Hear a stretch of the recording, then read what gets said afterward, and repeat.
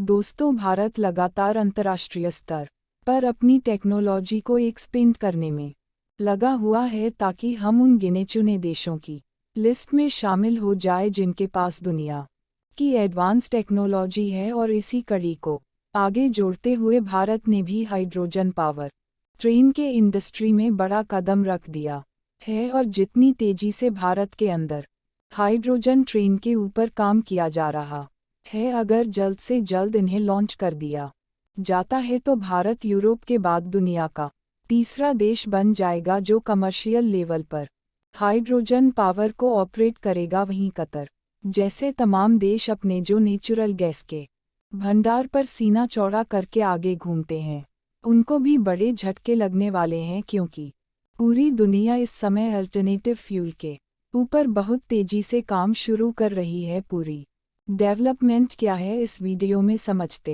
हैं। भारत जिस तरह से कतर को सबक सिखा रहा है, उसके लिए इस वीडियो को एक लाइक जरूर करें। साथ ही इसी तरह और भी नॉलेजेबल वीडियो देखने के लिए चैनल को सब्सक्राइब जरूर कीजिएगा। जहां रिसेंटली रिपोर्ट के मुताबिक भारत की पहली हाइड्रोजन ट्रेन ऑपरेट करने के लिए ग्रीन एज इलेक्ट्रोलिसिस और मेधा सर्वो मिलकर हरियाणा में एक नए प्लान को सेटअप करेंगे, जहां पर स्पेशली हाइड्रोजन पावर ट्रेन को ही तैयार किया जाएगा। रिपोर्ट के मुताबिक green as electrolysis hydrogen industry और टेक्नोलॉजी की लीडिंग कंपनी मानी जाती है और इंडिया में इनकी पोजीशन इस समय सबसे टॉप पर है। S2B2 इलेक्ट्रोलिसिस क्लास, जो कि स्पेन की ऑर्गेनाइजेशन है, इसके साथ जॉइंट वेंचर करके और इसको बनाया गया है, जिसके बाद मेधा सर्वो और ग्रीन एज इलेक्ट्रोलिसिस मिलकर के भारत में इस बड़े प्रोजेक्ट की शुरुआत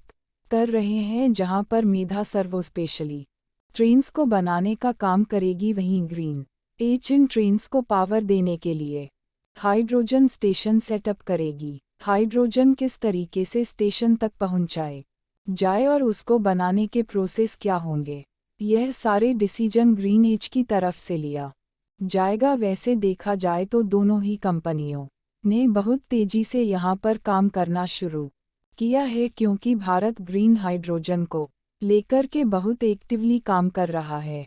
रिसेंटली भारतीय रेलवे की तरफ से अनाउंसमेंट की गई थी कि भारतीय रेलवे में करीब 35 हाइड्रोजन पावर ट्रेन को ऑपरेट किया जाएगा, और जिसकी पहली शुरुआत यहां से की जा रही है। और अगर हम बात करें पहली ट्रेन की, तो इसे नई दिल्ली से लेकर के सोनीपत के बीच में चलाया जाएगा और इसे अगले साल 2024 में हरी झंडी दिखाई जाएगी। और यह प्रोजेक्ट कई फेजेस के अंदर किया जाएगा, जहां पहले फेज के अंदर ग्रीन एज करीब 1 मेगावाट के इलेक्ट्रोलाइजर प्लांट सेटअप करेगी। यहां पर करीब 420 किग्रा प्रतिदिन हाइड्रोजन को प्रोड्यूस किया जाएगा। यह प्रोजेक्ट 24 घंटे ऑपरेट होने वाला है, लेकिन इसका मतलब यह भी नहीं कि यहाँ पर मशीनों से ओवरवर्क कराया जाएगा, बल्कि सभी चीज़ों को कंट्रोल में रखते हुए प्रोडक्शन किया जाएगा। और प्रोडक्शन करने के बाद करीब 3000 किलोग्राम हाइड्रोजन को स्टोर करने की कैपेसिटी तैयार की गई है।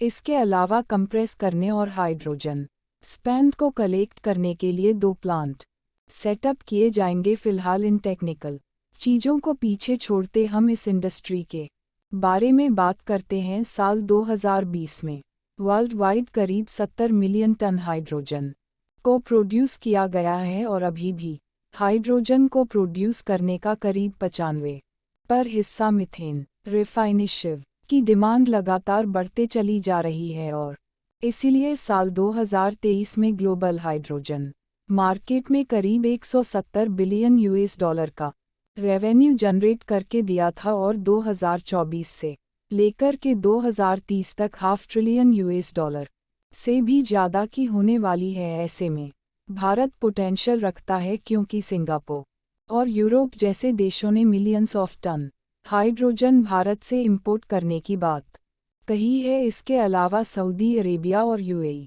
जैसे देश भारत से लगातार हाइड्रोजन की डील कर रहे हैं, और रोल्स रॉयल और बोइंग जैसी बड़ी बड़ी एयरक्राफ्ट कंपनी ने भारत से हाइड्रोजन फ्यूल की डिमांड की है। यानी अब इसकी इतनी बड़ी ग्लोबल डिमांड है। इसके अलावा हमें डोमेस्टिक कंजप्शन को भी पूरा करना है। इसके अलावा हाइड्रोजन ट्रेन्स भी हम ऑपरेट कर रहे। इसके लिए हमें बड़े स्केल पर हाइड्रोजन जनरेट करने की ज़रूरत होगी और इसके ऊपर भी भारत बहुत तेज़ी से काम कर रहा है, क्योंकि हमारी जो जियोग्राफी लोकेशन है वह एक ऐसी जगह पर है जहां पर साल के 365 दिन सूरज की धूप पहुंचती है, यानी कि हम सोलर से इलेक्ट्रिसिटी लेकर के ग्रीन फॉर्म में हाइड्रोजन प्रोड्यूस कर सकते हैं। दोस्तों, यह तो हो गई भारत के फ़ायदे की बात, लेकिन इसके अलावा भारत को एक काफ़ी बड़ा नुकसान होने जा रहा है, क्योंकि एथेनॉल के प्रोडक्शन में हम ब्राज़ील की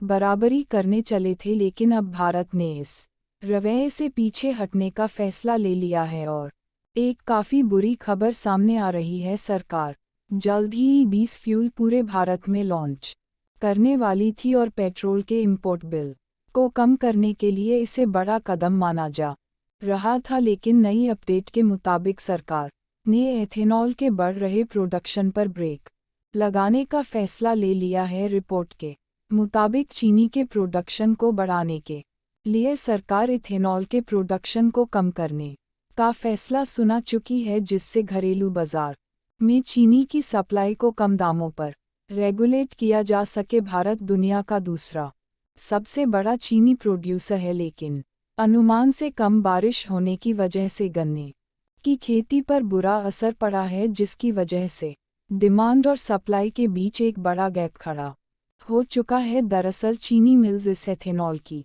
सप्लाई पूरे देश में करती है और एथेनॉल बनाने के लिए शुगर के जूस और बी टाइप के हैवी मोलासिस का इस्तेमाल होता है। सरकार ने चीन मिल्स को इन दोनों रॉ मटेरियल का इस्तेमाल करने से रोक दिया है। इसके बजाय एथेनॉल बनाने के लिए सी टाइप के मोलासिस इस्तेमाल करने के आदेश को दे दिए हैं।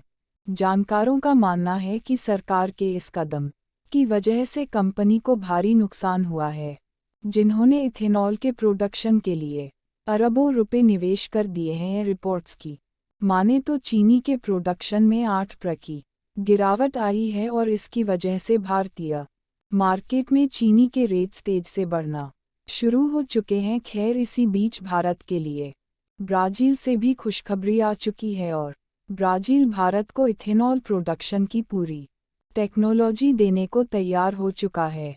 देखिए, ऐसा नहीं है कि भारत में एथेनॉल प्रोड्यूस करने की टेक्नोलॉजी मौजूद नहीं है, यहाँ तक कि भारत एथेनॉल के एक्सपोर्ट पड़ोसी देशों को करना शुरू कर चुका है। लेकिन ब्राज़ील की एथेनॉल प्रोडक्शन टेक्नोलॉजी भारत से ज़्यादा उन्नत और एफिशिएंट है। ऐसा इसलिए क्योंकि ब्राज़ील में फ्लेक्स इंजन का इस्तेमाल कई सालों पहले ही शुरू हो चुका था और आज 83% गाड़ियाँ ब्राज़ील के अंदर पूरे एथेनॉल से भी चल सकती है। खैर, जिस तरह से हाइड्रोजन ट्रेन को आगे बढ़ावा दिया जा रहा है, इससे भारत को फ़ायदे होने वाले हैं या नहीं, अपनी राय कमेंट में ज़रूर बताएं। इस वीडियो को यहीं पर ख़त्म करते हैं। इस वीडियो को एक लाइक ज़रूर करें और अपने दोस्तों तक इस वीडियो को शेयर करें, ताकि उन्हें भी जानकारी मिल सके। इसी तरह और भी नॉलेजेबल वीडियो देखने के लिए अपने भरोसेमंद चैनल को सब्सक्राइब करके बेल नोटिफिकेशन को ऑल पर ज़रूर रखें। वीडियो को अंत तक देखने के लिए धन्यवाद।